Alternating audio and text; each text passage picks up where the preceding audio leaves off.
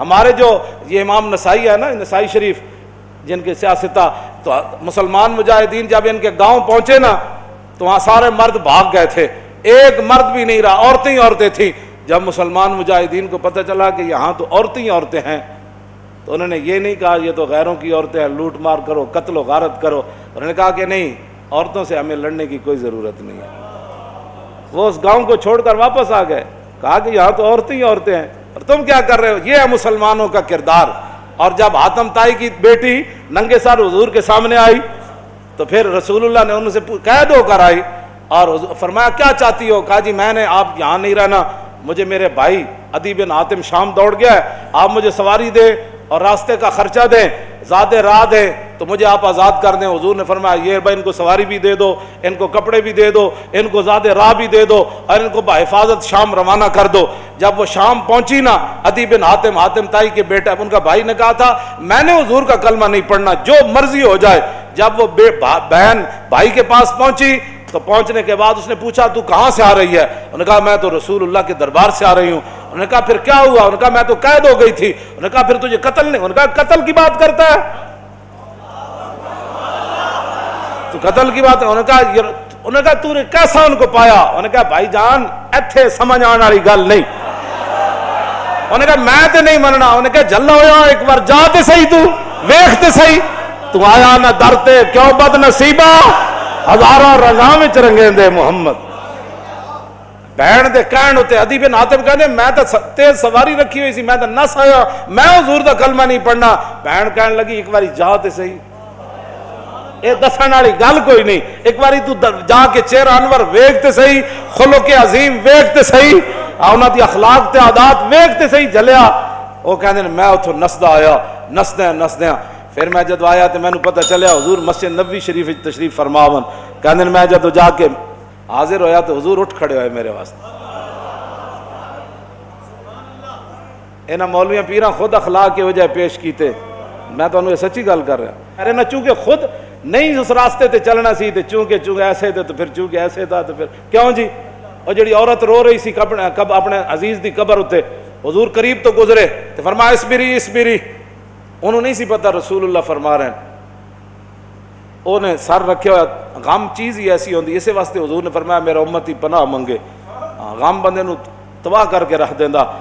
انہیں کہا مینوں کہنے والے اسبری، جے تینوں یہ مصیبت پہنچی ہوندی تو تم مینوں نہ کہندا ہے گا۔ میرے آقا نے یہ سنی گل تو حضور چل پے، اس عورت نے کوئی گل نہیں فرمائی۔ اس سے یہ بھی پتہ چلتا ہے کہ جب آدمی اگلا اس حالت میں ہو تو اس کو تبلیغ نہیں کرنی چاہیے، بس جو بات کر دی وہ کر دی، بات ختم ہو گئی۔ زبردستی کسی نے ڈھا کے منانا ہے، لبیک دا نعرہ جنوں سمجھ نہیں آیا ہن تسی انہوں ڈھا کے کی منانا ہے؟ اور میں نے یہ دسو جیڑا اے نہیں کہندا حضور میں بھی لبیک کا اتنا ہی مانا ہے، حضور میں بھی حاضر، میرے بچے بھی حاضر، میرا مال بھی حاضر، میری عزت بھی حاضر اور میرے ماں باپ بھی آپ کے لیے حاضر، اس سے زیادہ لبیک کا کوئی معنی نہیں ہے۔ اور تاجدار ختم نبوت کے نعرے کا اس سے زیادہ کوئی معنی نہیں کہ ساری دنیا طے و بالا ہو جائے لیکن حضور کی ختم نبوت پر پیرا ہر صورت میں ہوگا، بس اس سے زیادہ تاجدار ختم نبوت کا ہاں جی، اس سے زیادہ لوگ ان کو سیاسی نعرہ بنائے پھرتے ہیں، پیڑا اور تے پھکیاں اور، امت اس نعرے پر کھڑی ہو گئی اور وہ نیچے اختلافات تھے امت ان کو بلا گئی، انہوں نے کہا بس بھائی لبیک۔ مسجد نبی شریف میں عرب بھی کہتے ہیں لبیک یا رسول، ہم عربی ہے لیکن یہ نعرہ تو ہاں جی مصری بھی کہتے ہیں لبیک یا رسول۔ پورا عالم اسلام نہیں پوری دنیا کہہ رہی ہے اس وقت لبیک یا رسول اللہ، ہاں لبیک یا رسول اللہ۔ تو اس سے بڑا اللہ کا کیا کرم ہو سکتا ہے کہ امت اختلافات کو بھلا کر حضور کی غلامی کے لیے جمع ہو گئی۔ اور اقبال کہتا تھا، میں کہتا تھا اقبال کی یہ خواب کب پورا ہوگا کہ اقبال کہتا تھا زان کے ملت را حیات از عشق اوست اور برگ و ساز کائنات از عشق اوست۔ اقبال کہتا تھا کہ ملت کی حیات، ملت کی ترقی، ملت کا عروج اور پوری دنیا پر اسلام کے غلبے کی ایک ہی وجہ ہے کہ امت حضور سے پیار کرے، حضور سے عشق کرے۔ تو میں کہتا یہ کیسے ہوگا؟ لیکن رب ہے جو چاہے کرے۔ یہ نہیں پتا تھا کہ ممتاز قادری نے جو تختہ دار پر لبیک کہا تھا اس نعرے کی برکت سے پوری امت ایسے کھڑی ہو جائے گی۔ ہاں جی، بات اتنی ہے کہ او عورت نے حضور نال گل کی تھی کہ مجھے بہت مصیبت پہنچی ہے، اس کو تو پتہ نہیں تھا یہ رسول اللہ ہے، اور غم کتنی عجیب چیز ہے کہ وہ حضور کی آواز کو بھی نہ پہچان سکا۔ اللہم انی اعوذ بک من الغم والحزن، حضور کی اپنی دعائے مبارکہ ہے کہ میرا امتی کہ میں پناہ مانگتا ہوں غم اور حزن سے۔ ہاں جی، یہ بڑی ڈاڈی شے ہے۔ اب میں جو بات اگلی کرنے لگا ہوں، بعد میں جب صحابہ آئے تو انہوں نے کہا آپ کو پتہ ہے جنہوں نے آپ کہا تھا اصبری صبر کرو وہ کون تھے؟ کہا نہیں۔ انہوں نے کہا وہ تو خود رسول اللہ تھے، وہ میں نے حضور کو یہ جواب دیا ہے۔ وہ کہتی ہے میں پھر گئی جلدی جلدی حضور کے دربار پر، میں جو بات کرنے لگا ہوں وہ یہ ہے، وہ کہتی ہے جب میں حضور کے دروازے پر پہنچی تو میں نے کوئی وہاں چوکیدار نہیں پایا، 50 گارڈ اگے تے 50 پیچھے، اس حضرت صاحب نہ سلام کون لوے گا؟ جتیاں پوان والے اور جبے پوان والے اور تے میک اپ کرن والے اور۔ میں تو نہیں پڑھیا نہیں جو اس وقت حسنہ چلیا، اور اسی واسطے تو ایک باری جڑا حضرت عدی بن حاتم آئے نا تے جدو رسول اللہ نال ملاقات ہوئی حضور اٹھ کھڑے ہوئے تے عدی بن حاتم کہندے نے میرے دل نے گواہی دیتی ہے اللہ دے رسول۔ کیوں جی؟ فرماندے پھر حضور نے میرا ہاتھ پکڑیا تے حضور اپنے در اقدس کی طرف گھر دی طرف چل پے، کہندے راستے ایک بڈھی مائی مل گئی، عورتاں نوں ویسی گلاں نہیں مکدیاں تے مائی بھی ہوے تے پھر بڈھی بھی ہوے۔ کہندے انہوں نے اتنی لمبی گفتگو حضور نال کیتی تے حضور دے چہرہ انور تے بھی ناگواری دے آثار ظاہر نہیں ہوئے کہ میرے نال مہمان ہے تو بس بھی کر رہا۔ کہندے نے میں کھڑ کھڑ کے تھک گیا، لیکن رسول اللہ نے ایک بار بھی اس مائی نو نہیں فرمایا کہ مائی بس کر اور کام تھوڑے۔ کہندے انہوں نے اپنی پوری گفتگو مکمل کی تھی تو پھر حضور چلے نہ جدوں، کہندے دوسری باری میرے دل نے گواہی دیتی حضور اللہ دے رسول۔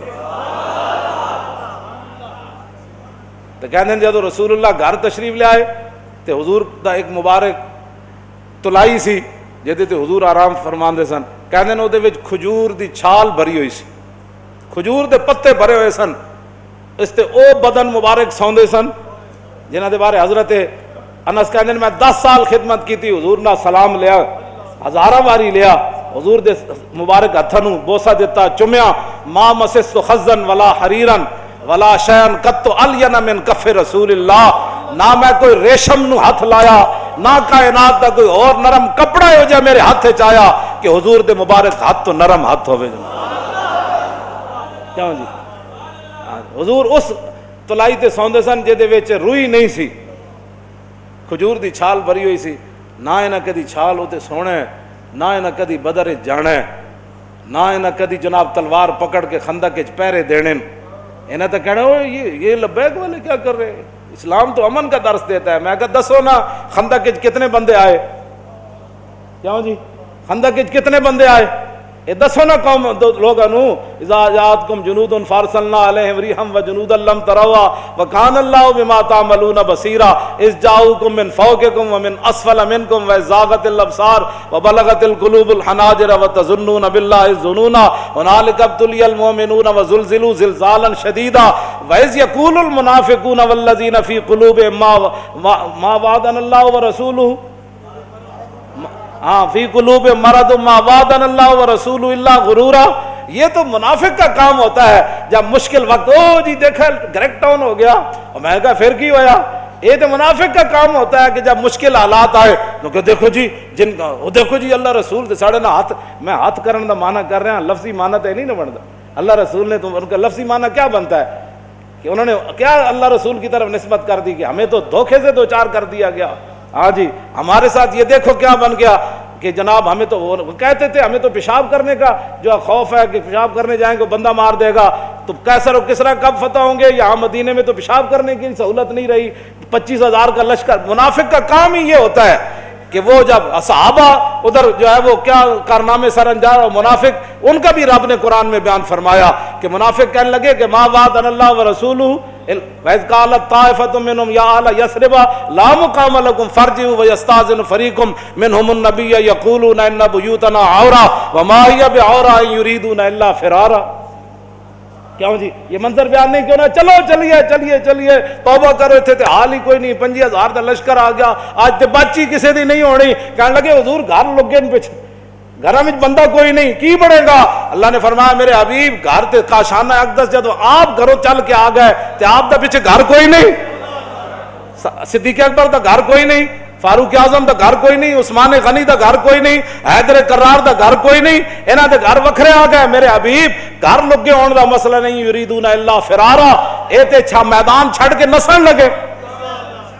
ओ जी हमारा लब्बैक से ताल्लुक नहीं है, मुश्किल टाइम जो आ गया, हाँ जी मुश्किल टाइम, हमारा लब्बैक से ताल्लुक नहीं, यही तो बात है। लेकिन कुरान, इकबाल कहता अगर दरस कुरान हमने बुलाया होता, ये जमाना न जमाने ने दिखाया होता। ये मुनाफिकत के काम होते हैं मुश्किल के वक्त। इन्हें दसे ही नहीं कि रसूलुल्लाह गज़वा खंदक के मौके ते खुद तलवार पकड़ के किवें खड़े हो।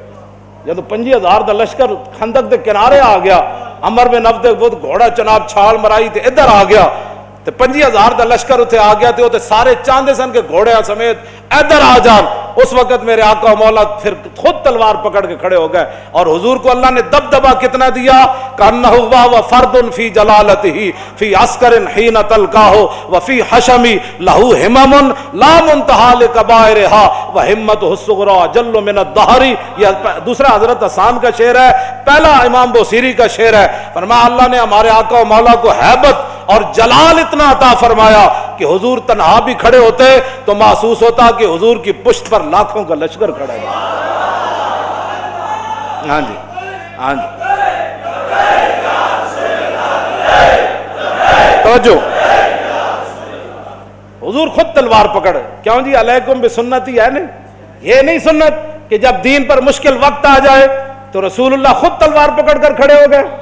क्या ये इनके लिए सुन्नत नहीं थी कि जब हुजूर की खत्म नबुव्वत पर मुश्किल वक्त आया, हमला हो गया और हुजूर की इज्जत पर हमला हो गया, तो क्या कौम के रहनुमाओं की, मजहबी रहनुमाओं की, पीरों की, फकीरों की, मौलवियों की ये जिम्मेदारी नहीं थी कि खुद मैदान में ऐसे निकल आते? ये है ना अलैकुम बिसुन्नती व सुन्नतिल खुलफाई, क्यों जी अर्राशिदीन। और सुन्नत खुलफा क्या है? ये तो हुजूर का अपना उस तरीका मुबारक है ना। सुन्नत खुलफा क्या है कि जब जंग यमामा में मुसलमा आया तो अफजलुल खल्क बादर रसूल, आपने फरमाया बदरी होवे या गैर बदरी होवे, बुढ़ा होवे या जवान होवे, अखाड़ा साहबी होवे या नाबीना होवे, हाथ सलामत होवन या कटे होवन, सारे यमामा पहुंचो। खुलफा दी भी यही सुन्नत है। जब खत्म नबुव्वत का मसला आया तो फिर सैयदना सिद्दीक अकबर खुद भी तलवार पकड़ के चल पे, लश्कर ते रवाना कीते ना, हाँ जी खुद भी चलन लगे।